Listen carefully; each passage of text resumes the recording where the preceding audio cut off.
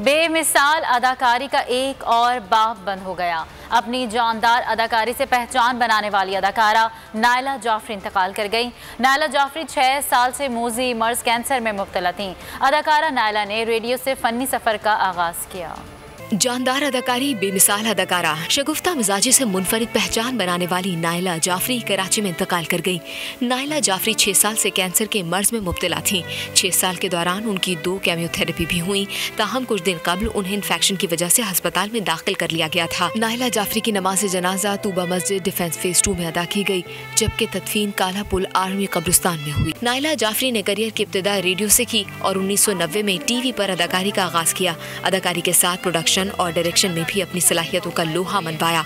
उनके मशहूर ड्रामों में माँ मुझको सुलाना, अक्स, एक कसक रह गई, गलती, बड़े धोखे हैं इस राह में और थोड़ी सी खुशियां समेत मुतादिद ड्रामे शामिल हैं।